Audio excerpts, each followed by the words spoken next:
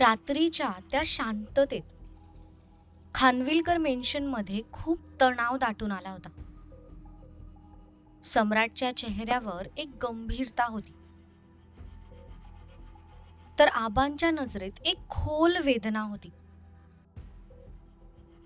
कधीही न सांगितलेल्या सत्यांच्या सावल्या त्या बैठकीत दिसत होत्या. आत्या, आज्ञा आणि आबा सगळेच सम्राटच्या पुढच्या शब्दांची वाट बघत बसले होते. एका निर्णयाने, एका नात्याने आणि एका सत्याने पुरं घर उलथून टाकणार होतं. पण ते सत्य काय होतं? काय होता तो निर्णय? आणि नक्की असं काय बदलणार होतं?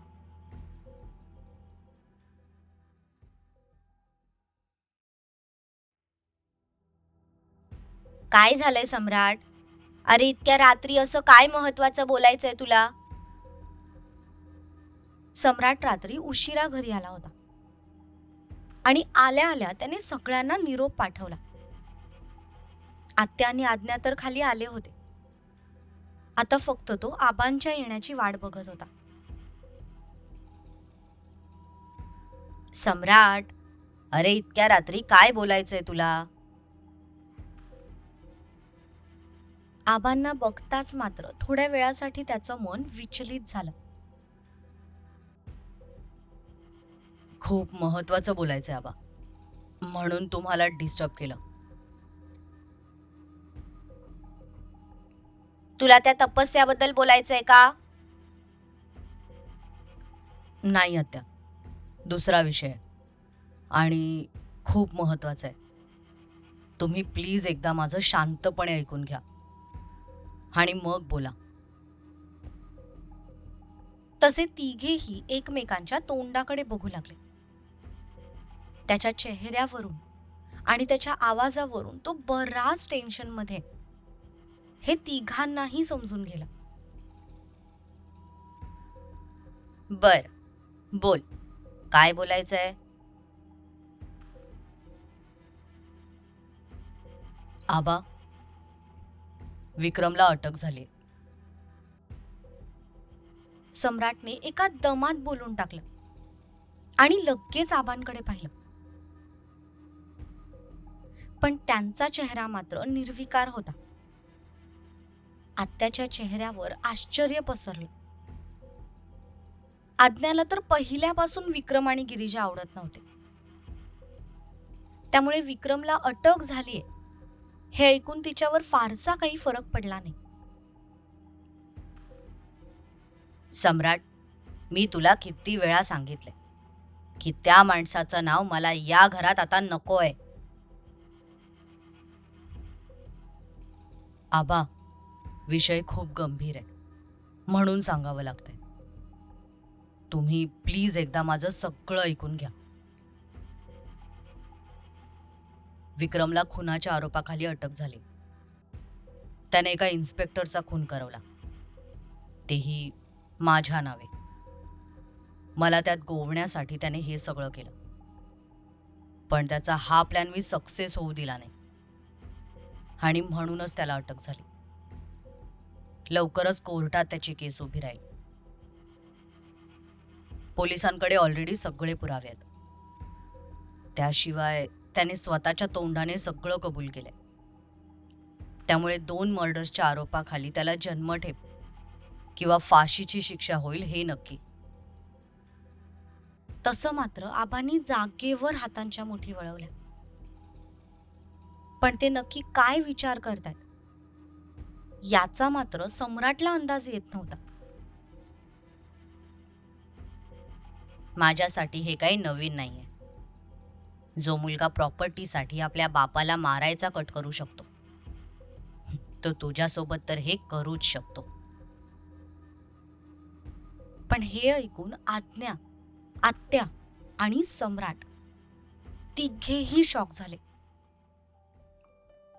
अरे दादा, हे काय बोलतोयस तू? विक्रमने तुला मारण्याचा प्रयत्न केला? हो, जेव्हा त्याला समजलं होतं ना की मी सम्राटला दत्तक घेणार आहे, तेव्हा तो सैरभैर झाला. त्याच्या दृष्टीने माझी जी काही प्रॉपर्टी होती ती सगळी त्याची एकट्याचीच व्हायला हवी होती. पण मी त्याचे 3 वाटे केले आणि याचा त्याच्या मनात राग होता. म्हणूनच सम्राटला दत्तक घ्यायच्या आधीच त्याने माझ्यावर हल्ला केला. पण सुदैवाने मी त्यातून वाचलो होतो. त्याला वाटलं होतं की मी मेल्यानंतर सगळं आपोआप त्याच्या नावावर होईल. पण माझं नशीब बलवत्तर, म्हणून मी वाचलो. आणि तेव्हाच मी ठोस निर्णय घेतला, सम्राटला दत्तक घेण्याचा. तू मला तेव्हा विचारलं होतंस ना सम्राट, की फक्त किडनी दिली म्हणून मी तुला दत्तक का घेतलं? त्याचं उत्तर मी आज देतो तुला. अरे जिथे माझ्या पोटच्या गोळ्यांनी मला मरायला सोडलं, या प्रॉपर्टीसाठी माझा जीव घेण्याचा प्रयत्न केला, अशा मुलांकडून मी काय अपेक्षा करणार होतो? त्यात तुझ्यासारखा एक अनोळखी मुलगा अचानक माझ्या आयुष्यात आला. पैशांसाठी का होईना तू मला तुझी किडनी दिलीस, मला एक नवीन आयुष्य दिलंस. त्यानंतर जेव्हा मी तुला पहिल्यांदा भेटलो ना, तेव्हा तुझ्या बोलण्यात मला एक सच्चेपणा जाणवला. तुला दत्तक घ्यायचं हा विचार मी आधीच केला होता, पण तुला जेव्हा जवळून अनुभवलं तेव्हा मला माझ्या निर्णयाचा अभिमानच वाटला. तुझ्यात तो जोश होता जो माझ्या तरुणपणात माझ्यामध्ये होता. कष्ट करण्याची हिंमत होती तुझ्यात. दुर्दैवाने माझा एकही गुण माझ्या मुलांमध्ये आला नाही, आणि त्याला कुठेतरी मीच जबाबदार आहे. त्यांची आई गेल्यानंतर मी फक्त पैसा कमवण्याच्या मागे लागलो. त्याचं कारण म्हणजे मला त्या दोघांचं भविष्य सिक्युअर करायचं होतं. भविष्यात त्यांना कशाचीही कमी भासू नये असं मला वाटत होतं, आणि तिथेच मी चुकलो. त्यांचं भविष्य सिक्युअर करायच्या नादात मी त्यांना योग्य ते संस्कारच द्यायला विसरलो. भ्रमात राहिलो की माझी मुलं माझ्यासारखीच निघतील. पण माझा खूप मोठा भ्रम निराश झाला, आणि तेव्हा माझ्या लक्षात आलं की काही नाती रक्ताने बनत नाहीत, मनाने बनतात. आणि मनाने बनलेली नाती ही रक्ताच्या नात्यापेक्षा कैक पटीने श्रेष्ठ असतात. तसंच एक नातं माझं तुझ्यासोबत बनलं. रक्ताने तू माझा मुलगा नाहीस, पण मनाने तू माझा मुलगा आहेस. आणि माझ्यासाठी विक्रम तेव्हाच मेला होता जेव्हा त्याने मला मरणाच्या दारात सोडलं होतं. माझा जीव घ्यायचा प्रयत्न केला होता.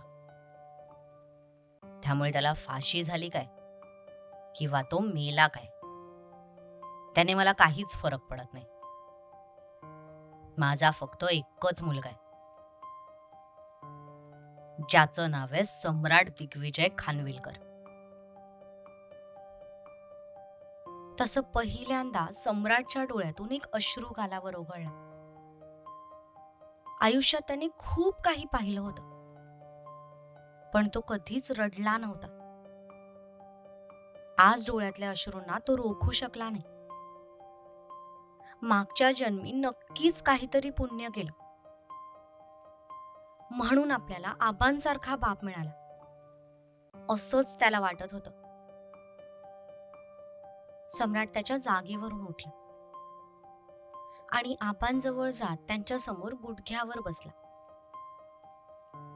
आबा शांतपणे बोलत असले तरी त्यांच्या डोळ्यातलं रितेपण तो पाहू शकत होता. बाप म्हणून ते कुठेतरी हरले होते, आणि तेच दुःख त्यांच्या डोळ्यातून स्पष्ट दिसत होतं.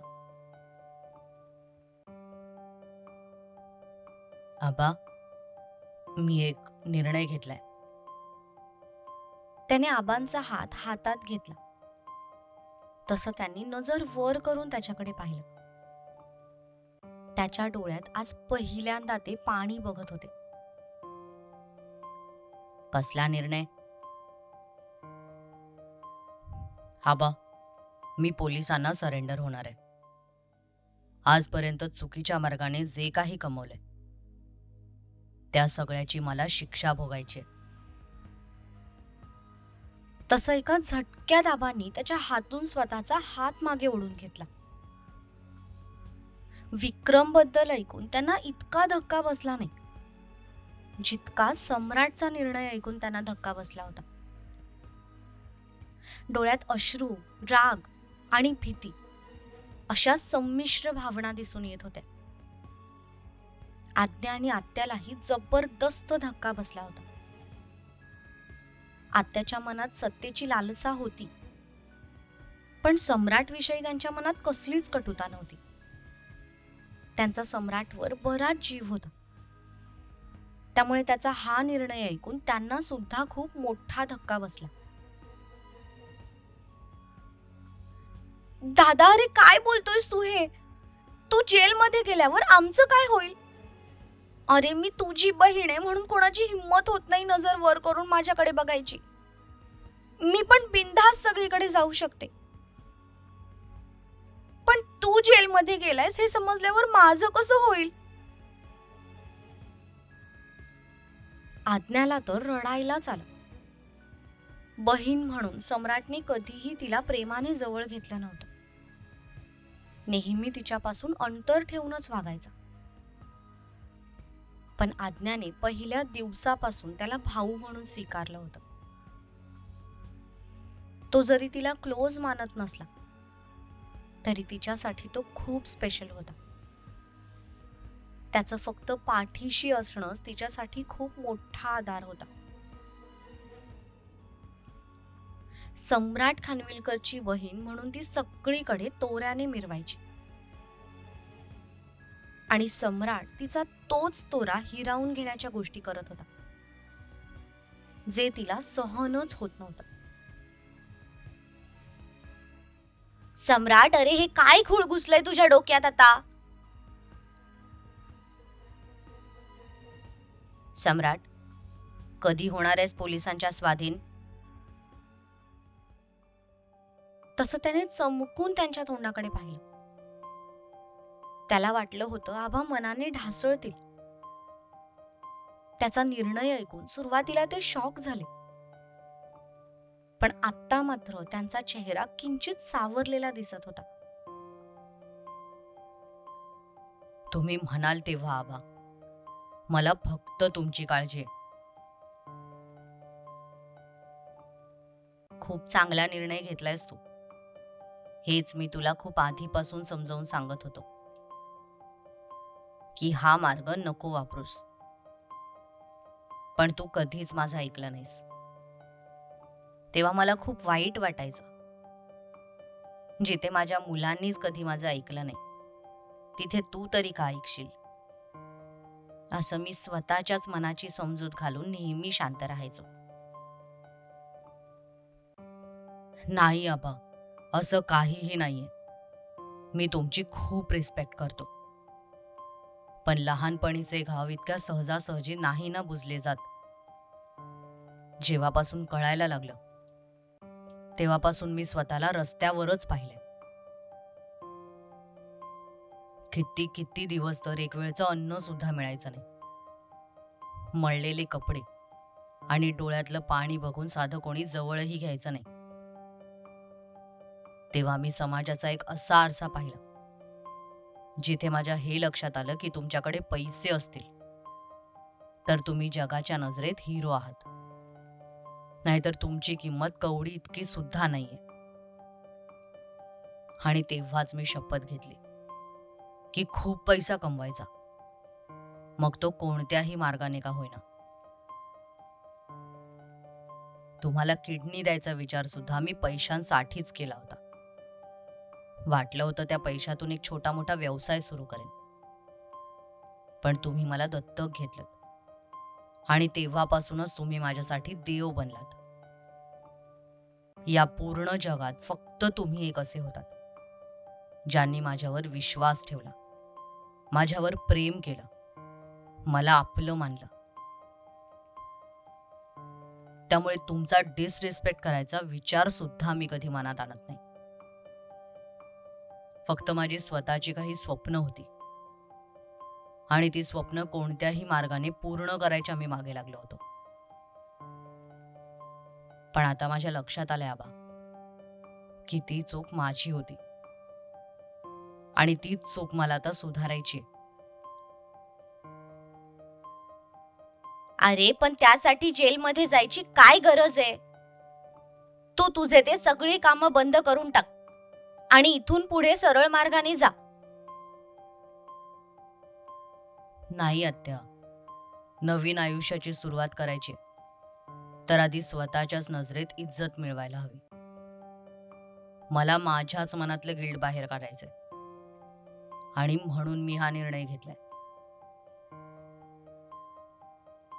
नक्कीच हे सगळं त्या मुलीने तुझ्या डोक्यात भरवलं असणार.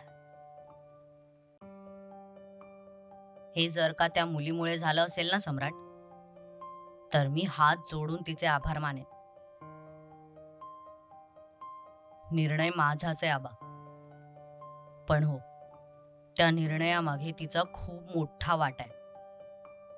तिच्याचमुळे मला समजलंय की आयुष्यात पैसा म्हणजे सगळं नाही. नाती खूप महत्वाची असतात. नात्यातला आदर खूप महत्वाचा असतो. तुझा हा निर्णय आवडलाय मला सम्राट. फक्त हे सगळं करायच्या आधी माझी एक इच्छा आहे, तेवढी पूर्ण कर. कोणती इच्छा आबा? तुझं लग्न डोळ्यांनी पाहायची इच्छा होती माझी, पण तू तुझ्या मनाने कारभार करून मोकळा झालास. घरातल्या घरात का होईना, पण आमच्या समोर लग्न कर आणि तिला मानाने या घरात घेऊन ये. त्यानंतर तुला जे करायचंय ते कर, माझी काहीही हरकत नाही. तू जरी गेलास ना तरी तिच्या रूपात तू कायम माझ्या समोर राहशील. दादा, अरे काय बोलतोयस हे तू? ती मुलगी या घरची सून होऊच शकत नाही. मी तिला सून म्हणून कधीही स्वीकारणार नाही. आशा, अगं त्यांनी आधीच लग्न केलेलं आहे. तपस्या सम्राटची बायको आहे, त्यामुळे आपल्याला तिला स्वीकारावंच लागेल. आणि मुलगी खूप चांगली आहे, तिच्यामुळे आपला सम्राट सुधारतोय. मग आपण तिचं स्वागतच केलं पाहिजे ना. आबांनी आत्यालाही समजावलं, पण आत्याला ते पटलंच नव्हतं. त्या रागातच उठून तशाच तणतणत आत निघून गेल्या. सम्राटचं जेलमध्ये जाणं आणि तपस्याचं सून म्हणून घरात येणं, या दोन्ही गोष्टी त्यांच्या मनाला अजिबात पटल्या नव्हत्या.